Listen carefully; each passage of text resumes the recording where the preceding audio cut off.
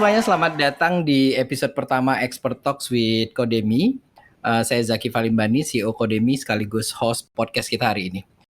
Nah, hari ini kita udah kedatangan salah satu expert, salah satu teman ngobrol gue juga. Dulu awal kenalnya di FWD, nggak sempat kerja bareng lama di FWD, tapi akhirnya pada saat Doi pindah ke Grab, kita lumayan kerja bareng intens, lumayan lama.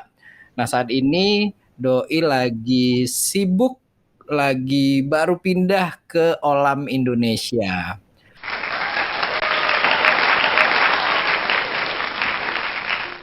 Welcome Fijar.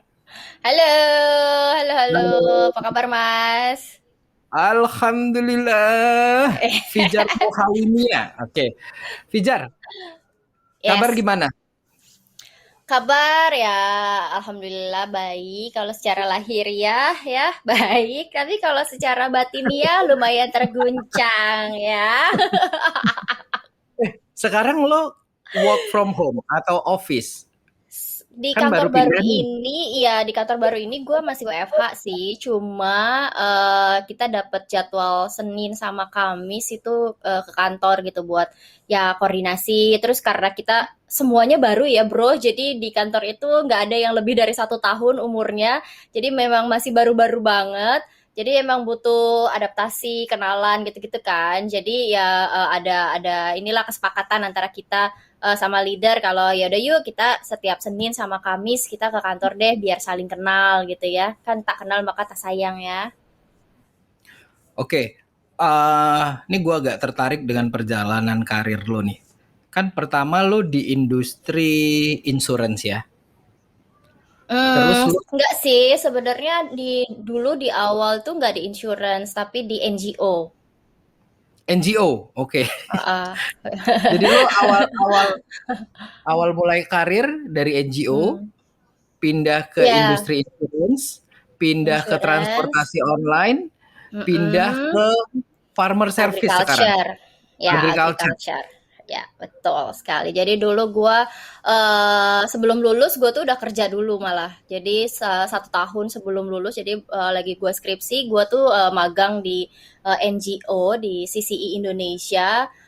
Gue pegang project gitulah, project base kan kalau NGO. Jadi project gue itu pegang beasiswa bahasa Inggris buat anak-anak kurang mampu, anak-anak SMA ya, anak-anak kurang mampu untuk belajar bahasa Inggris selama 2 tahun intens gitu ya.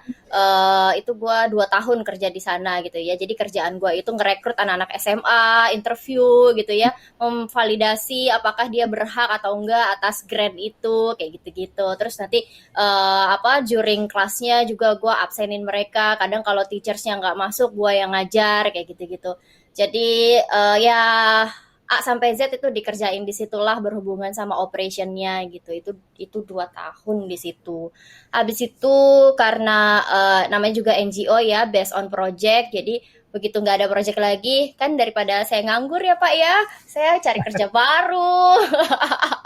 Saya cari kerjaan baru, akhirnya dapatlah di Panin Live waktu itu jadi sekretaris, malah diawali dengan jadi sekretaris CAO, Chief Agency Officer. Jadi di agensinya bos gue dulu orang Malaysia India gitu ya. Nah, beliau inilah yang ngajarin gue menempa gue sedemikian rupa sehingga gue seperti sekarang sebenarnya gitu ya.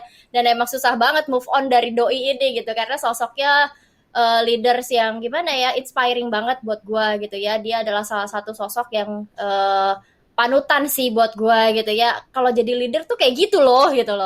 Ya itu tadi menempa gue untuk lu tuh nggak boleh cuma jadi sekretaris the whole of your life gitu, nggak boleh gitu, lo harus maju, lo harus jadi seseorang gitu kan. Dari situ gua dipercaya buat pegang agency trainer, nggak, sebelumnya sales, jadi trainer sales. Jadi gua tandem sama Korevan, kalau lu kenal pasti lu kenal kan, Ya, ya. Edmund Revan itu sosok yang lumayan famous di dunia insurance gitu ya. Mungkin nanti bisa jadi bintang tamu lo juga di sini. Nah, seketika itu satu perahu Panin Life Wealth Management itu berpindah haluan ke FWD Live Indonesia gitu ya. Yang tadinya gue diajak gak sih, gitu. Karena semua leadernya tuh pindah gitu kan. Dan alhamdulillah rezeki gue gitu ya, si bos gue ini ngajak gue ke sana gitu. Balik lagi jadi sekretaris. Jadi gue ikut di FWD itu untuk ngebangun agency di sana gitu ya. Karena kebetulan waktu itu gue pas banget pindah ke sana kayak 3 bulanan terus gue hamil gitu ya. Jadi gue belum dikasih kerjaan yang terlalu gimana banget gitu, enggak. Tapi tetap kok waktu itu gue UAT karena di sana tuh kan mengembangkan apa ya aplikasi gitu ya. Jadi aplikasi ini dipakai sama agen-agen untuk jualan, untuk rekrut dan lain-lain gitu ya. Dan gue udah di plotting gitu, nanti setelah lu lahiran gitu ya, lu akan gue plotting jadi trainer lagi ya Jar kayak gitu kan. Jadi gue memang benar-benar belajar banget tuh dari aplikasinya karena itu pasti dari nol banget, dari aplikasinya, terus sistemnya juga pasti beda apa segala macam. Nah situ gue belajar banget. Dan akhirnya setelah lahiran gue ya jadilah trainer di sana, especially untuk ngajarin agen-agen tersebut untuk pakai aplikasi si FWD ini gitu ya. Gimana sih cara jualan untuk masukin, ya lo tahu kan digital savvy-nya tuh masih rendah banget gitu ya. Jadi memang perlu sekali diajarin untuk gimana cara pakai aplikasi. Kalau tahun 2000 berapa gue ya di sana ya? 2014, Ya 2015. kayaknya 2014-an lah gue di FWD kalau nggak salah ya. 2014-2015 gitu ya. Itu kan belum se-sophisticated sekarang lah ya aplikasi-aplikasi itu. Even Grab, Gojek gitu aja kan belum ada ya gitu. Terus ya akhirnya barulah mau ngembangin yang namanya online training di FWD. Cuma sayangnya waktu itu si Edmund Revan ini resign. Boleh nggak sih nyebut nama? Boleh lah ya. Boleh kok. Jadi Edmund Revan ini resign duluan gitu ya. Nah terus tiba-tiba ya gue agak-agak apa ya terdorong gitu ya kayak ini kayaknya menarik nih si online training ini gitu ya, ini kayaknya seru nih gitu ya kalau kita jalanin. Dan gue melihat ada pergeliatan ojek-ojek online ini. Jadi gue kalau berangkat ke kantor dari rumah itu, ini abang-abang tukang ojek ini dulu ya gue berpikir ini abang-abang tukang ojek ini di trainingnya kayak gimana ya, karena gue kan udah di training gitu kan ya, udah di dunia training gitu ya. Jadi sempat mikir ini ojek apa Grab, Gojek gitu ya, Uber dulu masih ada Uber kan, ini traininginnya gimana ya gitu ya. Masa iya sih mereka datang ke kelas gitu ya. Kalau datang ke kelas sehari berapa kali ngajarnya gitu ya. Terus berapa peserta gitu kan, ngajarnya kayak gimana gitu ya. Gue penasaran banget gitu kan. Tapi emang dasar rezeki gue kali ya. Emang jalan ceritanya kudu ke situ gitu ya. Jadi tuh gue ada temen di FWD yang dia tuh udah resign duluan dan dia pindah ke Grab. Ya, jadi gue gak tahu deh lu boleh sebut ini gue pakai orang dalam atau gimana, tapi ini the real story-nya kayak gini nih gitu ya. Jadi dia udah pindah duluan ke Grab, terus gue coba kontak dulu siapa Mas Rifki namanya. Mas Rifki, lu di Grab ya? Gue bilang gitu. Iya Jar, kata gitu. Gue mau tanya dong, kalau di sana trainingnya kayak gimana sih? Gue lebih tanya trainingnya tuh kayak gimana, bukan gue cari lowongan. Ada lowongan training gak sih? Enggak gitu ya. Trainingnya kayak gimana sih? Gue mau dong ngobrol sama bosnya. Gue bilang gitu, penasaran nih gue. Kebetulan gue ada lowongan. Nah dari situ tuh kebetulan gue ada lowongan kata gitu. Lowongan apa? Gue bilang gitu. Dulu tuh namanya e-learning specialist. Akhirnya ngobrol lah gitu ya. Ketemulah gue sama Pak Randi ya kan. Lu tahu kan Pak Randi. Mungkin nanti Pak Randi akan mendengarkan ini juga gitu ya. Ketemulah gue sama Pak Randi, terus Mas Doni, terus siapa Valeri gitu ya yang interviewin gue saat itu gitu ya. Jadi gue tuh sebenarnya kayak kagak di interview sih, lebih ke discussion gitu ya. Si Parani tuh nanya, kalau lu di sini ngerjain training, apa yang akan lu lakukan gitu ya. Coba kasih gue deck presentasinya, terus minggu depan lu balik lagi ke gue, kita ngobrol kayak gitu. Ya udahlah, gue ngerjain lah tuh si deck ini kan presentasi.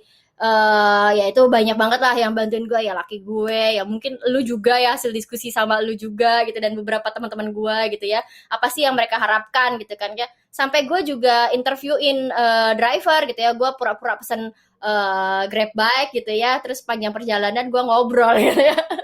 Gimana sih Pak tradingnya gitu kan, ya, gue kumpulin informasi lah gitu ya, biar lebih valid gitu ya. Dan akhirnya gue presentasi ke beliau, dan berterima gitu ya, sampai gue tuh lagi liburan sama nyokap gue di Singapura, diteleponin suruh pulang gitu, suruh cepet-cepet tanda tangan kontrak gitu kan. Gue bilang ya ntar dulu, gue baru sampai gitu kan. Baru masuk baru baru masuk, gue udah langsung dikasih tahu ini kita mau kick off online training lalalala gitu kan. Oke, timelinenya gimana Jar gitu. Gue udah bikinin timelinenya, ya kira-kira ini timelinenya kita harus ngumpulin ini dulu Pak, kita harus bikin kontennya dulu Pak, kita harus setup sistem Pak, kita nanti piloting, kita ini. Oke, berapa lama? Ya kurang lebih 6 bulan, gue bilang gitu kan. 6 bulan, saya butuhnya kemarin. Gimana tuh. Terus, aduh kok kemarin ya, kata gue gitu kan. Akhirnya ya itu, ya gue cuma depend sama siapapun orang yang gue kenal di dunia online training lah, salah satunya ya Codemy gitu ya, gue hubungin Codemy, gue hubungin beberapa vendor juga gitu kan. Ya lo tahu kan berapa minggu kan kita setup online training untuk di Grab gitu ya.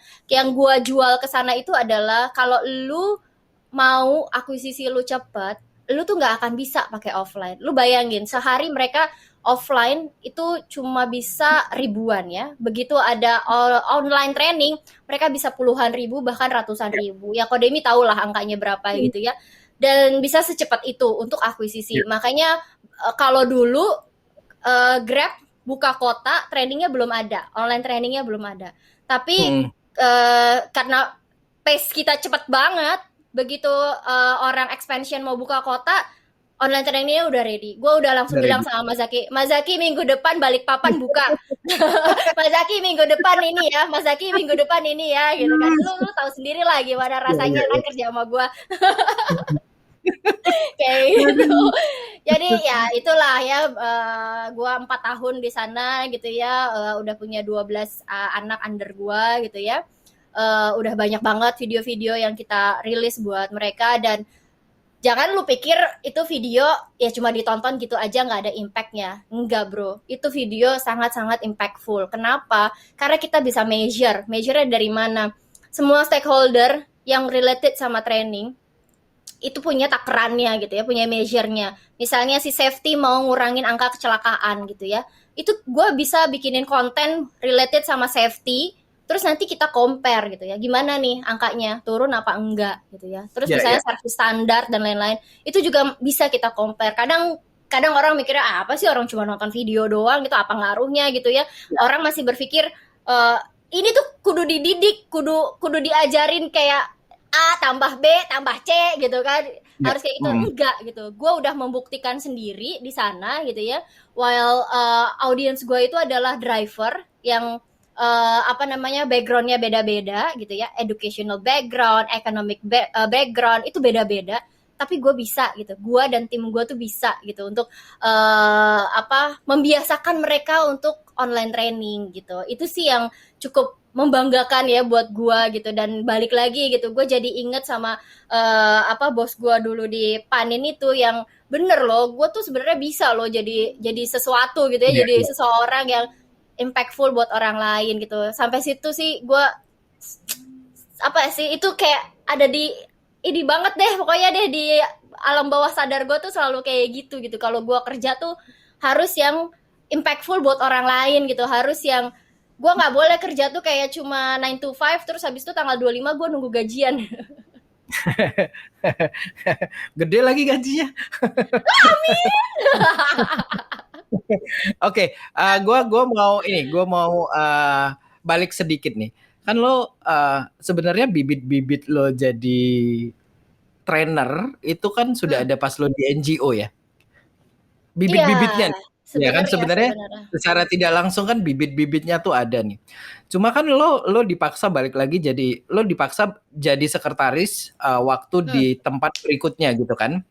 Yang akhirnya si leader lo ini coba nge-push lo lagi jadi sesuatu yang lain. Pertanyaannya tuh kenapa lu mau jadi trainer? Kenapa lu nggak jadi apa ya, bagian sales misalnya atau apa gitu? Kenapa trainer? Misalnya ya kan? Kenapa trainer? Kenapa Nggak tahu trainer? ya. Gue kayaknya dari dulu kayak udah demen aja gitu ngajar gitu ya. Gue Hmm. gue paling suka kayak gue merasa pintar sendiri gitu ya. tapi tapi ya maksudnya dari SMA, kuliah itu pun gue udah nyambi-nyambi ngajar gitu ya, ngajar-ngajar anak-anak SD gitu kan lumayan dapat tambahan buat bayar kuliah gitu-gitu ya. Oke. Ya udah ini aja dan terus kalau mau lebih jawaban religius lagi gitu ya, kebetulan ini bulan Ramadan gitu ya, kalau mau jawaban religius itu kalau orang Islam itu kan kalau meninggal ada 3 hal yang ditanyakan gitu ya, amal soleh gitu kan ya, ya apa namanya, yang akan bantu lu untuk, masuk surga gitu ya, amal soleh lu gitu kan ya. Ya kalau timbangan gue lebih berat gitu kan ya, timbangan amal gue lebih berat gitu ya. Terus doa anak yang soleh gitu ya, kalau anak gue inget sama gue gitu ya. Dan yang terakhir itu adalah ilmu yang bermanfaat gitu ya. Nah inilah yang jadi patokan gue gitu ya, ilmu bermanfaat inilah yang mudah-mudahan bisa nerangin gue ntar di sono gitu. Religius ya Bo jawaban gue. Solehot, solehot. Nah, ini kan lo secara nggak langsung ya, lo secara nggak langsung tuh kan gini, kebanyakan orang tuh kalau mau pindah karir tuh kan biasanya alasan paling gampang tuh mau naik gaji gitu ya. Tapi kan Hmm, biasanya cuma muter-muter di sana gitu ya. hmm, Industrinya sama tapi muter-muter di situ aja. Nah, lo kan beda nih. Dari insurance, transportasi online, sekarang hmm, agriculture gitu kan. hmm. Eh lo ngehandle apa sih bedanya dari tempat ini? Ini culture-nya beda, infrastrukturnya beda, audiensnya beda gitu kan. Gimana cara lo ngehandle yang tempat-tempat yang beda ini? Gimana cara nge-handle-nya ya? Iya sih, kalau gue juga mikir-mikir ya sekarang jadi kayak, kok gue kayak kayak gimana ya? Kayak demen banget kerja di yang dari nol gitu ya, terus tiba-tiba jadi besar gitu kan ya dari Hmm. dulu gitu dari dulu ya dari NGO itu aja kan gue dari nol gitu dari yang staffnya cuma berapa gitu kan ya terus di Panin juga sama itu bukan Panin Live headquarternya ya no gue di Panin branch di wealth management terus ke FWD juga gitu ya. Gue pernah baca di mana ya gue lupa deh kayaknya di LinkedIn gitu ya mungkin gue seperti T-shape gitu loh lo tau T kan jadi gue bisa melebar tapi Hmm. tapi bidang gue akan mengerucut gitu ya gue akan tetap di online training gue akan tetap di training tapi gue bisa melebar gitu jadi once orang jadi gue tuh dulu pernah ya ikut seminar gitu ya workshop gitu dulu tuh workshopnya dihadiri oleh Dayudara lo tau nggak Dayudara orang Ya, ya, Gojek Gojek. Go Live ya Hmm. sama Windy juga orang Gojek gitu ya dulu gue belum di Grab dulu gue di FWD masih di FWD gue Hmm. nambah-nambah ilmu lah tentang perstartupan ini apa sih gitu kan ya dan kebetulan Hmm. mereka lah narasumbernya gitu kan. Terus terjadi diskusi terus sampai dia tanya kalian mau jadi apa jadi nih karirnya apa segala macam dan gue tuh jawab di situ ya gue mau kalau orang mau deploy online training itu nyarinya ke gue. Oh, Gue mau kalau perusahaan itu mau rilis, mau deploy ya, ya mau bikin platform atau apapun tentang related training, mereka akan datang ke gue gitu. Dan gue akan belajar di FWD, gue bilang gitu kan. Di Olam ini, to be honest, ini adalah mixing dari setengah agency, setengah drivers gitu ya, secara culture ya, terus ada startupnya, terus ada corporate-nya juga. Seru tahu. jadi nih, gua mau cerita sedikit nih project kita di Grab waktu itu ya. Di Grab waktu itu sebenarnya pada waktu kita deploy ke GrabCar, gue tuh optimis. Gue optimis banget. Hmm, Karena dangkalnya pemikiran gue tuh begini. Dangkalnya pemikiran gue pada waktu itu adalah GrabCar itu kan orang-orang yang udah bisa bawa mobil, udah pernah bawa mobil gitu ya. ya, Harusnya sudah bisa mengoperasikan smartphone.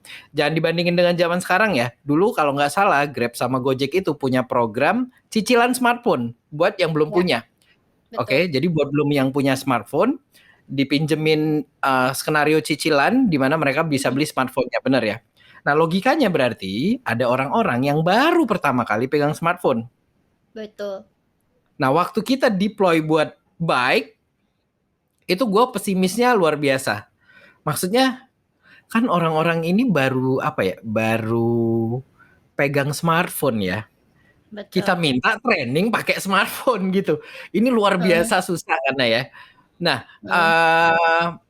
ini kan kalau menurut gue ya waktu itu adalah ya karena dangkalnya pemikiran gue waktu itu ini tuh inovasi inovasi yang terlalu cepat pada zamannya. Kalau sekarang di Grab, mungkin di Gojek, mungkin di FWD, mungkin di perusahaan lainnya sudah online training tuh udah oke gitu ya, penetrasi Ya, bagus betul. gitu. Tapi back then kita waktu pertama kali mulai di Grab itu kan banyak banget orang yang baru pakai smartphone kan. Nah, waktu itu yang Iya. bikin lo percaya apa sih? Yang bikin lo percaya? Karena ini akan apa ya? Nah, ini mungkin pemikiran dangkal gue sekarang juga akan berurutan dengan yang kerjaan lo sekarang nih, gitu kan. Petani itu smartphone-nya mungkin bagus, tapi infrastruktur yang lainnya kan belum merata, bukan belum bagus ya. Ada di satu tempat bagus, di tempat lainnya mungkin kurang gitu. Nah, lo menghadapi ini gimana nih? Dulu waktu di Grab, orang baru pegang HP pertama kali, mungkin kali ini di Olam ada infrastruktur yang, dan bukan kerjaan Olam juga kan, menyediakan infrastruktur itu pekerjaan pemerintah. Lo menghadapi ini, menyiasati ini gimana nih? Iya, dulu waktu di Grab itu kan ya memang bike itu tantangan sendiri ya, si Grab bike ini emang tantangan sendiri lah gitu ya. Tapi ya gue kan nggak sendiri ya, gue nggak sendiri. Gue ada stakeholder yang ngurusin operation, expansion dan lain-lain, dan kita tuh diskusi gimana caranya supaya mereka tuh cepet penetrasinya gitu ya.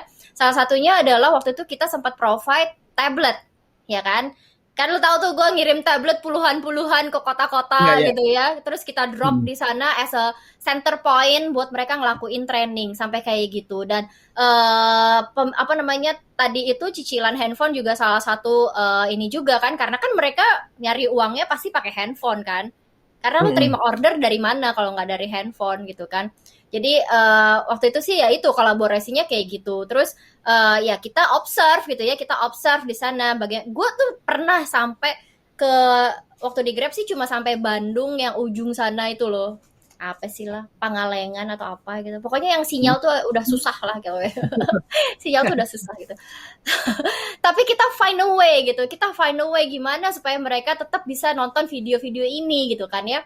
Akhirnya ya jadi mereka tuh kan punya komunitas kan. Nah si komunitas ini bikin pertemuan kayak seminggu sekali gitu di garasi rumahnya mereka gitu ya, dikumpulin terus mereka sediain wifi gitu. Nah, kalau Oh. wifi tuh cukup bagus tuh di sana, cukup bagus gitu ya. Sediain wifi di sana dan mereka belajar bareng di situ. Dan itu gue datang tuh di situ tuh waktu itu sama Daniel kalau nggak salah. Gue datang ke Bandung ujung sana itu gue ngeliat gitu mereka akses apa namanya Grab Academy itu kayak gimana, ngasih feedback itu tuh ya memang sih kadang ya apa ya sinyal hilang, tapi Mm-mm. mereka akhirnya terbiasa gitu, tapi akhirnya mereka terbiasa dan ini makanya dulu kenapa gue ngotot banget sama Kodemi, lu tuh harus punya fitur saving, jadi lu harus bisa di save kayak sekarang Netflix, lu tau gak? Iya, iya, Jadi iya. lu bisa nonton di kemudian hari gitu, jadi while Yes, yes, yes. bapak-bapak ini ada di tengah kota lu bisa download, abis itu lu bisa belajar gitu Iya, kan, iya. itu gitu. Tapi kan gue nggak sempet ya punya fitur itu gitu kan, nggak tahu deh sekarang mungkin Kodemi udah punya. Kalau Kodemi udah punya, aduh, you guys yang denger ini lo harus pakai. Iya, iya, iya. Udah ada fitur itu. Ya kan dulu kan belum ada gitu kan ya kayak Dulu gitu. belum ada. Betul. Nah terus sekarang di Olam kemarin gue 2 minggu di Makassar, itu bukan lagi kayak Bandung ujung sana, itu tuh gue udah bener-bener yang ke desa, yang gue kalau di jalan itu gue bisa lihat anak-anak bocah pegang handphone itu duduk di atas batu besar di pinggir jalan. Gue bilang, ini anak-anak ini ngapain ya pak? Itu bu, mereka itu lagi cari sinyal, mereka lagi main game gitu. Oh, wow. Oh, Wow. gitu. Iya, jadi sebenarnya mereka tahu gitu fungsinya handphone, mereka tahu gitu ya. I Apa see. namanya aplikasi itu mereka tahu gitu ya. Karena gue juga kemarin observe gitu ya, Pak kalau pakai handphone biasanya Bapak pakai aplikasi apa gitu kan ya, selain aplikasi Jiva gitu ya, aplikasinya Olam. Oh, saya pakai WhatsApp, saya nonton YouTube, saya main Instagram, saya main Facebook. Jadi mereka udah tahu gitu, mereka udah tahu, udah bisa. Dan memang PR-nya bukan di kita gitu, PR-nya memang di pemerintah gitu ya. Gimana nih supaya apa namanya infrastrukturnya tuh merata sampai ke dalam-dalam sana karena bisnisnya memang ada di pedesaan ini loh Ya, gitu ya. kan. Dan itu yang sedang dikerjakan sama teman-teman gue di Olam gitu supaya kita bisa kolaborasi sama pemerintah gitu ya supaya ya akses kebuka gitu karena gue jangankan bisnis inilah gitu ya gue kemarin tuh sampai mikir while kita COVID ini terus apa namanya Menteri Pendidikan bilang semuanya online gitu ya lu nggak boleh datang ke sekolah gitu ya kalau lu di Jakarta macam anak gue gitu ya yang ya ampun deket banget kan sebenarnya sekolahnya gitu ya tapi karena dia di Ya. sebelah Wisma Atlet jadi nggak mungkin banget anak gue sekolah juga gitu kan itu masih masih bisa lah anak-anak ini beradaptasi gitu even sampai sekarang tapi kalau lu dateng tuh yang namanya daerah Jeneponto, Bantaeng kemarin tuh yang gua jajah itu ya nggak bisa gitu Pak Nadiem nggak bisa mereka disuruh online training tuh nggak Iya, bisa iya, iya. gitu Iya. jadi meskipun gue adalah specialty gue adalah di online training tapi gue nggak mau memaksakan itu gitu jadi di sini kalau di Grab gue bisa ngambil langkah langsung 10 langkah gue bisa gitu ya karena Mhm. karena bisnisnya itu masih di tengah kota gitu ya, masih di kota besar, kota kota sedang gitu ya. Tapi while di Olaf, gue nggak bisa ngambil langkah langsung 10 langkah lanjut gitu, itu gue nggak bisa. Gue bener-bener pelan-pelan banget satu langkah. Gue lihat nih kalau kayak gini gimana. Oh nggak bisa, oke cari cara ini. Kalau ini nggak bisa, oh ini nggak jalan. Oh cari cara gitu. Jadi di sini online tuh belum jalan. Online training gue nih belum jalan. Jadi emang nggak ada yang nge-push gue juga untuk deadline itu kemarin ya kalau di sini nggak Ntar ada gue juga kasih gitu tahu ya deh. Gua kasih tahu. nggak ada juga gitu cuma gue juga nggak berani langsung langsung ngasih 100% online training di Olam Ya. gitu gue nggak berani gitu karena audiensnya beda itu tadi infrastrukturnya beda lokasinya juga beda jadi gue di sini benar-benar pelan-pelan banget ya karena di sini ada dua audiensnya kalau di Grab gue cuma ngajarin drivers penumpang itu gue nggak ada edukasi penumpang itu lebih ke branding awareness dan Ya. lain-lain dan itu nggak dikerjain sama tim gue tapi di sini gue ngerjain dua side yang pertama itu adalah farmersnya yang kedua itu adalah micro collector. Micro collector itu kayak driversnya. Jadi si penyedia servicesnya ini adalah namanya micro collector gitu ya. Inilah yang gue ajarin. Micro collectornya juga gue ajarin. Gimana caranya kalau lu mau beli panen hasil gila gue kayak Harvest Moon ya. Gimana kalau misalnya ada petani. Jadi sebenarnya yang dilayani itu adalah petani gitu ya. Services ini adalah buat petani gitu. Kayak Mhm. Grab itu servicesnya itu buat lu orang kan penumpang gitu kan ya. Ya. Lu butuh makan, lu pesen Grab Food, lu pesen GoFood gitu, lu butuh transportasi, ada GoRide apa segala macam gitu ya. Tapi ini petani ini butuh apa? Oke, petani butuh bahan tani misalnya. Mereka bisa beli kita nyebutnya saprodi ya. Saprodi itu kayak lu bisa beli bibit, lu bisa beli pestisida, lu bisa beli pengusir hama dan lain-lain segala macam itu yang ngelayanin adalah si micro collector. Jadi begitu ordernya masuk, micro collector yang akan beliin. I see. Ya. Jadi kayak e-commerce ya gitulah. Terus kalau si petani mau jual hasil panennya gitu ya, yang biasanya mereka jual ke tengkulak dengan harga yang ya lo tau lah lo pernah baca kan buku-buku SD tengkulak itu kayak Ya, gimana ya. gitu ya. Mhm. Nah di Olam ini kita kasih harga yang sejujur mungkin, seril mungkin dan kita tunjukin di aplikasi gitu. Harganya based on aplikasi gitu ya. Nah, mereka bisa jual ke Olam via aplikasi nanti nanti jagungnya akan dijemput itu sama micro collector terus nanti ditimbang dan lainnya terus nanti dikirim. Kayak gitu.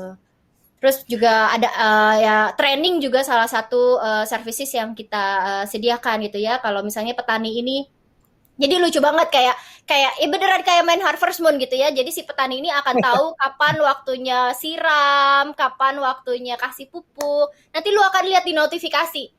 Jadi lu masukin hari ini gue Oh. nanam nih, gue masukin nih. Ah. Terus nanti notifikasinya muncul misalnya kayak 2 minggu lagi notifikasi muncul misalnya Pak Bu gitu apa jangan lupa ya hari ini disiram jagungnya jangan lupa ya hari ini dikasih pestisida kayak gitu jadi kita kasih suggestion terus nanti mereka juga bisa tanya ini kenapa ya kok jagung saya kayak gini kondisinya gitu kan nah kita juga punya expert ada agriculturist namanya kalau nggak salah ya. Agriculturist tuh yang jawabin pertanyaan-pertanyaan dari si farmers ini gitu tentang kondisi jagungnya gitu. Gitulah seputar hidup Advance ya, saya saat ini. udah advance banget ya gitu. Nah ini gue penasaran nih karena kan banyak keterbatasan antara lo ngajar deliverynya di kelas, lo ngajar deliverynya di online. Menurut lo sendiri tuh apa plus minusnya? Kapan lo harus kelas, kapan lo harus online? Plus minusnya ya. Gue biasanya bikin itu semua online. Online itu gue pakai kalau materi gue itu related sama kayak tutorial, terus apa ya, tips and trick, terus more to explanation gitulah, explanation, role play, even role play pun sekarang gue bikin video gitu ya, rather than gue undang mereka ke kelas gitu ya.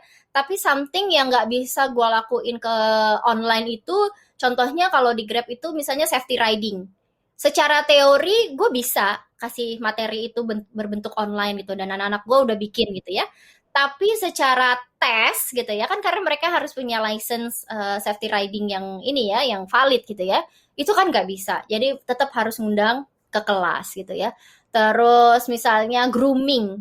Grooming kalau online ya bisa, tapi kita cuma bisa showing. Jadi biasanya gue masukin online dulu modulnya, nanti supported material itu baru gue kasih ke offline. Kayak misalnya ada beberapa hal yang harus going to deeper gitu ya. Kayak tadi gue bilang kalau misalnya grooming, kalau lu cuma sekedar nunjukin how to groom yourself gitu ya, kayak misalnya kalau di Grab itu apa aja sih apa grooming di Grab itu, kayak misalnya kalau Grab bike lu harus pakai jaket, lu harus ini, lu harus rapi apa segala, itu bisa pakai online. Tapi kalau learning points lu adalah lu bener-bener mau apa namanya ya, makeoverin gitu ya, makeoverin si driver ini, mau nunjukin ini yang salah, ini yang benar gitu ya, lu undang ke kelas nggak apa-apa. Lu undang ke kelas, terus nanti pesertanya lu coba bapak maju gitu kan.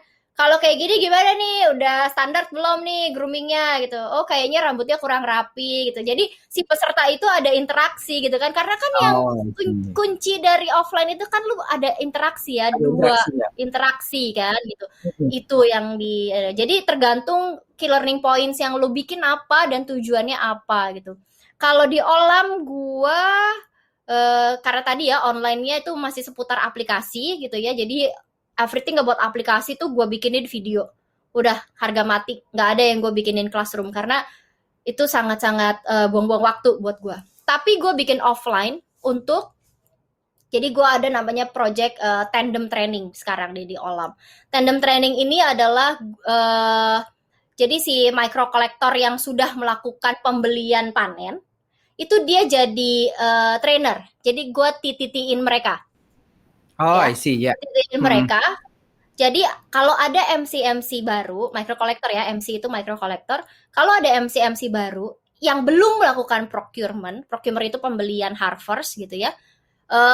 Dia akan ngikutin nih, misalnya gue udah pernah nih ya, atau hari ini gue ada pembelian, gue akan ngajak lu Kavi gitu ya, gue mau ngelakuin pembelian nih, lu ikut gue, sini gue ajarin gitu ya, karena lu masih dalam satu grup, jadi kalau Ya. satu komunitas lah gitu ya, kalau di Grab tuh satu komunitas gitu ya, gue akan kasih lihat gini ya, di link sama petani itu kayak gini, jadi nanti dia ngikutin tuh.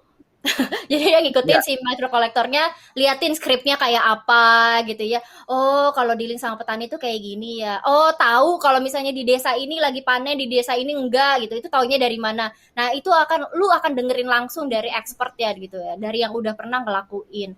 Dan itu gue nggak bisa pakai online gitu. Mereka Betul, benar-benar betul. harus lihat, mereka harus benar-benar diajarin. Kayak kita tuh punya ngitung kadar jagung. Jadi jagung itu dihargain berdasarkan kadarnya. Kalau dia makin lembab gitu kan, dia makin mahal apa murah gitu kan ya. Kalau kering mahal apa murah kayak gitu. Itu kita ajarin. Dan itu gue nggak bisa pakai online. Itu gue Ya, offline. Gitu. Jadi betul, betul. tergantung tadi learning points lu maunya apa, sejauh apa lu Hmm. mau ngajarinnya. Kalau cuma mau introduction, awareness gitu-gitu, online udah jawabannya. Udah lu nggak usah macem-macem bikin offline classroom. Apalagi lagi COVID gini lu Iya, iya. ngumpulin orang, gila digerebek lu. Tapi waktu itu gua inget di Grab itu yang salah satu hal yang mau kita ukur dan yang manajemen concern banget waktu itu adalah dampak ya, result. Pertanyaannya waktu itu kalau gua nggak salah ingat tuh bukan masalah ini tuh bisa berjalan atau enggak gitu. Ini tuh lebih efektif atau enggak itu bukan itu waktu itu yang dipertanyakan. Yang dipertanyakan seingat gue adalah hasilnya tuh sama atau enggak kalau driver ini dimasukin ke kelas dan driver ini belajar secara online itu hasilnya tuh sama atau enggak gitu. Itu seingat gua concernnya waktu tuh. Nah terakhir-terakhir hasilnya sama enggak? Hasilnya sama. Itu jadi kan di awal tuh kan kita bikin survei juga kan. Jadi sebelum kita Mm-mm. full online training 100% kita split kan. Ya, Kita split jadi betul. dua gitu ya. Ada yang Ya. milih classroom, ada yang milih online. Nah, di situ Mm-mm. gue tarik data dan yang ngerjain bukan gue. Jadi biar seakan-akan nggak tipu-tipu gitulah angkanya Ya, gitu ya. ya. Jadi gue cuma Mm. ngasih data angka ke waktu itu timnya Mas Doni kalau nggak salah yang bantuin. Mm. Jadi mereka yang akan ngitung gitu ya, impactful apa enggak. Impactfulnya dilihat dari mana? Dilihat dari ya itu tadi, secara kalau di Grab itu kan pakainya bintang ya, bintang lo berapa gitu ya. Kalau misalnya offline bintangnya 4,5 misalnya gitu ya, apakah di online lebih dari 4,5 Ya. atau kurang dari 4,5 gitu kan ya, itu satu. Terus kedua dari data customer service. Ada nggak sih komplain-komplain yang terjadi dari driver-driver ini gitu kan ya, dari yang ikut classroom sama yang enggak gitu kan. Terus data apa lagi? Itu di compare semua. Dan hasilnya memang membanggongkan. Hasilnya sama. Oh. Hasilnya sama gitu ya. Karena gue juga deg-degan gitu kan ya, ini gimana ya? Iya, Gue iya, juga iya, iya, iya. karena kan ini the first time gue mendeploy online training karena kan di FWD nggak Mm. sempet kan. Mm. Aduh gimana gitu kan ya. Tapi itu ini kok gitu impactful kok, itu kena banget ya untuk di Grab ya itu karena buat mereka lebih baik cari uang di jalan ketimbang lu harus datang ke kelas Iya, iya. gitu. Iya, betul, Itu betul. sih concernnya. Gua tuh Maksud gua gua tuh itu mm. poin-poinnya driver kenapa mereka prefer online sekarang gitu loh. Karena mereka lebih Mm. prefer ya mbak mendingan saya narik mbak daripada saya harus jauh-jauh datang ke Cibubur gitu kan, harus ke Mas Pion nunggu berjam-jam gitu sih. Nah, oke. Dulu ini ada yang salah satu yang gue ingat itu, tapi bener nggak sih di Grab waktu itu yang materi soal apa sih sexual harassment? Masih ingat nggak Hmm, lo? Iya, ya. ya. Gue nggak tahu kasusnya apa. Akhirnya lu bikin training itu sexual something itu. Hmm. Tapi abis itu kayaknya dampaknya ini ya, bukan Oh sexual iya. harassment. Dampaknya Oh turun iya, langsung itu. iya, iya, iya, iya, iya. Jadi biasalah kita tuh kan ada meeting weekly gitulah. Di raise Hmm. isunya kalau misalnya terjadi peningkatan kasus sexual harassment yang kayak driver nanya-nanya lu udah nikah apa belum, udah punya pacar apa belum, gitu-gitu kan. Terus juga anak kecil dipegang-pegang, apa cubit-cubit lah gitu kan. Kan mungkin buat sebagian orang cubit-cubit itu kan kayak gemes-gemes aja gitu kan. Tapi sebagian orang lagi itu menganggap lu tuh sexual harassment tuh kayak gitu. Makanya gue sama tim waktu itu bikin serial. Jadi video training gue itu gue bikin serial supaya ngena gitu ya. Karena gue bikin video itu yang bener-bener related abis deh pokoknya sama target gue gitu ya, sama audiens Hmm. gue. Jadi gue, Rian, Rani, dan kawan-kawan itu kita bikin namanya serial Hikayat. Lu tahu serial Oke, terus Lu tahu terus. serial Indosiar itu kan yang Ya, ya, ya, ya, ya. Hidayah itu kan. Iya, Jadi iya. kita list dulu. Ada beberapa case. Oh ini mbak case-nya 1, 2, 3, 4. Oke. Setiap case kita mau bikin berapa key learning points. Apa yang mau kita tampilin. Habis itu baru kita list down berapa video jadinya. Karena kan video di gua kan gak lebih dari 3 menit ya. Jadi kita list Hmm. down segala macam. Itu kerjanya Rani lah. Rani Hmm. udah ngerjain. Terus habis itu baru kerjanya Rian gitu ya ngerjain si video-video ini. Akhirnya rilis lah satu video. Waktu itu videonya itu tentang itu tadi sexual harassment yang ada driver terus nyubit-nyubit anaknya. Tapi gue bikin serial itu dalam serial hantu. Bukan deh, itu bukan Hikayat. Sorry. Bukan. Kalau Hikayat itu yang artisnya gue. Jadi ceritanya gue jadi penumpang, terus gue ketiduran di mobil Oh iya tuh, iya. kan. Gue lihat videonya, gue lihat video. Terus abis itu, Mbak, bangun Mbak, udah sampai gitu. Kan sebenarnya Tapi biasanya dipegang-pegang kan? Tapi iya, karena driver ini megang lutut gue, Mbak gitu kan.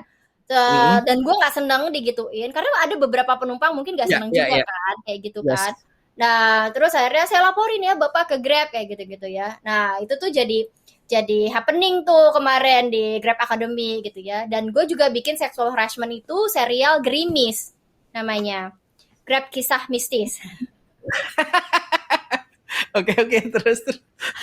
Jadi ceritanya ini hantu ya bro, itu ceritanya hantu banget. Jadi Rian kasih Ah, soundnya juga sound yang serem gitu ya. Terus make upnya mm-mm. juga make up yang diputihin gitu kan, anak-anak itu gitu kan yang diputihin. Pokoknya hantu banget deh, lightnya yang gelap ya gitu-gitu. Terus itu jadi drivernya lagi nyetir, ih lucu banget anaknya gitu ya, umur berapa, kelas berapa gitu kan. Terus ih gemes deh gitu kan. Nah terus bapaknya di belakang ya, kan jadi hantu ceritanya, terus jangan pegang-pegang anak saya. Iya iya iya iya. Oke, jadi sebenarnya yang sexual harassment itu belum tentu orang yang melakukan itu berniat melakukan itu ya. Cuma emang Iya, karena ada betul, batasan tertentu dan mereka betul. nggak tahu batasannya, makanya dengan video learning ini lo ngasih tahu ini lo batasannya gitu ya. Bener, bener Mas. Jadi gue juga biasanya, gue bukan yang ngebela driver sih, enggak. Tapi gue mau jadi penengah lah gitu ya. Jadi gue tuh biasanya nggak mau nih, kalau misalnya ada komplain dari stakeholder, driver lu gimana sih, di training nggak sih, masa kayak gini aja, gini-gini ini. Misal. Kalau ada penumpang ketinggalan barang, Hmm. ya. Menurut lu yang salah siapa? Ya penumpang ya kenapa ditinggalin barangnya? Nah, kenapa lu lupa kalau lu bawa barang gitu kan ya? Iya. Kenapa nggak lu cek dulu gitu? Iya. Tapi sebagai service standarnya Grab, lu harus Hmm. tetap ngingetin, Mbak, jangan Ya. lupa ya barangnya dibawa Oke. gitu kan. Itu di training Tapi ya. gue tuh itu di training gitu kan. Tapi gue nggak Oke. mau langsung nyalahin driver gue gitu ya. Iya Dan iya. yang gue gedek itu kayak, kok lu langsung nge-suspend sih gitu ya. Iya Jangan iya iya. nge-suspend dong gitu. Karena mereka jadi nggak bisa nyari duit lagi kalau lu suspend gitu ya. Jadi Iya gue iya. tuh sebisa mungkin nengahin. Itulah yang gue ajarin, gue ingetin lagi ke driver-driver gitu ya, Pak, meskipun ini tanggung jawabnya penumpang gitu ya, tapi sebagai service standarnya kita nih gitu ya, lu ingetin lagi dong gitu sebelum pulang, Bu, Pak, cek dulu ya barangnya ada yang ketinggalan nggak gitu kan, karena kan ujung-ujungnya yang repot juga lu juga gitu kan, ntar lu Iya disuspend iya lah apa iya. segala macem gitu. Itu sih Mas, jadi lebih ke ngajarinnya kayak gitu. Tapi ya, ini gue agak cerita sedikit, mungkin kita agak ngelebar ya. Di Grab Hmm. itu adalah pengalaman gue bekerja yang gue takut masuk neraka. Jadi gini, Terus sama kerjaan lain lo nggak takut masuk neraka apa gimana sih? bukan gitu. Karena gini, di Grab itu kan training onboardingnya wajib. Mm-mm. Iya kan, training onboardingnya wajib dan waktu itu kan ada program one day activation itu ya. Pagi lu daftar, sore lu bisa langsung narik ya. Mm-mm. Nah, Mm-mm. sore lu bisa langsung jadi drivernya Grab, which is very great idea banget gitu kan. Orang kalau nggak ada duit tuh bisa langsung ada solusinya hari itu. Nah, cuma kan Mm. kadang-kadang kita ada isu A, isu B, server inilah atau orangnya kenapa lah gitu kan. Ini nggak bisa komplit nih apa segala macam. Gue inget banget nih, gue lagi liburan di Bali, tapi emang gue lagi bawa laptop terus. Gue lagi di pinggir pantai gitu, lagi leha-leha sama bini gue gitu. Tiba-tiba ada yang nge-report, yang ini nggak bisa komplit. Dan awal-awalnya gue kesel, tapi akhir-akhirnya nih kalau gue nggak bantuin sekarang, dia nggak bisa narik hari ini, dia nggak bisa punya duit, beliin anaknya susu, beliin keluarganya makanan, masuk neraka nih gue nih. Makanya gue takut banget waktu aduh masuk neraka nih gue nih gitu. Jadi makanya kapanpun lo waktu itu dari tim Maspion dan lain-lain, kapanpun mereka bilang ada yang nggak bisa komplit nih, gue takut banget. Bukan takut apa ya, takut kan kita tuh cuma mengenable orang nyari rezekinya ya. Nah, gue nggak Betul. mau waktu itu rezeki dia telat sehari gara-gara gue nggak mau ngerjain itu. Wah, itu takut banget gue. Karena lu lagi di pantai. Karena gue lagi di pantai gitu.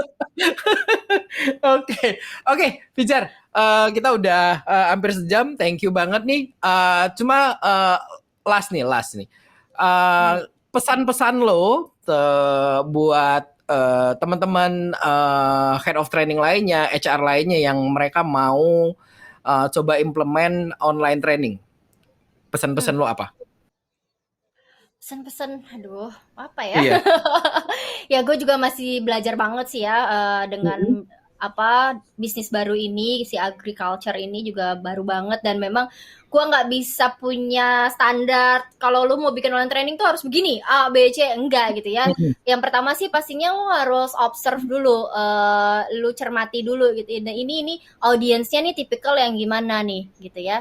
Terus udah gitu infrastrukturnya juga kayak apa gitu ya, support dari perusahaan lu tuh kayak gimana. Habis itu ya perbanyak konten gitu ya. Konten ini lu harus bisa bikin kayak lu tuh YouTuber. Seminggu lu tuh harus punya jadwal rilis yang fix. Karena orang akan nunggu-nunggu itu gitu. Lu harus bikin audiens lu kayak gitu. Orang akan nunggu-nunggu jadwal rilis lu seperti mereka nunggu YouTube-nya Atta Halilintar gitu ya, atau Ria Ricis gitu kan ya. Mereka nunggu gitu kan ya. Itu yang terjadi di Grab Academy gitu ya. Karena kita punya jadwal fix gitu ya. Jadi mereka akan sangat tunggu-tunggu, apalagi waktu kita rilis Hikayat, Gerimis, yang gitu-gitu deh, yang kayak sinetron-sinetron gitu, mereka tuh nungguin banget gitu ya. Gitu. Iya gitu, itu nungguin banget itu. Jadi dibikin edik dulu gitu loh. Dan videonya juga kalau bisa sih lu cari referensi sebanyak mungkin gitu ya. Online training itu nggak harus kok videonya animasi doang gitu ya. Yang animasi apa sih lu biasa bikin pakai apa sih? Ya itulah animasi-animasi yang kayak ya tutorial gitu loh. Ya, Nggak ya, ya, harus ya. gitu, nggak harus. Jadi banyak banget itu. Lu cari referensi sebanyak-banyaknya gitu ya. Itu yang gue selalu tekankan sama tim di Grab Academy dulu. Referensi, gue akan membebaskan lu untuk bikin video apapun jenisnya. Even waktu itu kita bikin modelan kayak karaoke, tau gak lu? Jadi Hah? kita jelasin, iya karaoke karena kan waktu waktu COVID kita kan nggak bisa syutingan. Jadi kita mau ngejelasin soal si Grab Protect, Yes. apa namanya services baru itu, kita nggak bisa syuting. Akhirnya kita pakai Oke. karaoke. Karaoke itu apa sih? Jadi bikin lagu-lagu karaoke, Oh, karaoke lagu. Iya, iya. Lo bikin Tapi jingle lirik, gitu. iya, tapi liriknya itu Oh, lirik script training. Jadi oh Grab I Protect itu apa? Ntar habis ini gue kasih ke see. lu deh. Ada kok di YouTube ya Grab. Oh, oke. Wow, inovatif sekali. Idenya Iya, jadi siapa itu? jangan jangan apa ya, jangan online training berarti lu tuh kayak video-video belajar gitu kan ya, Iya, iya, iya, video-video iya, yang iya. kaku, video-video yang gimana. Enggak gitu. Lu tuh bisa berekspresi seluas mungkin gitu ya. Karena itu sangat-sangat impactful gitu buat learners lu. Learners lu akan ngerasa ih seru ya, ih bagus ya, dan itu akan terserap gitu di dia ketimbang lu bikin kayak misalnya Grab Protect adalah dada Iya, iya, iya, iya, iya. tulisan gitu Iya, kan, iya. nggak bakal mempan gitu kan. Jadi itu aja sih saran gue buat teman-teman di sini yang kalau misalnya lagi apa mau deploy online training. Jadi lihat dulu audiens lu siapa, terus lihat support infrastruktur dan lain-lain. Habis itu konten yang lu Konten. tajemin deh. Konten. Habis itu udah tinggal monitoring. Thank you banget Fijar waktunya. Jadi udah hampir sejam nih. Sama-sama, Mas. Ih, lama ya. Aduh, gue emang kalau dikasih mic tuh kayak lupa.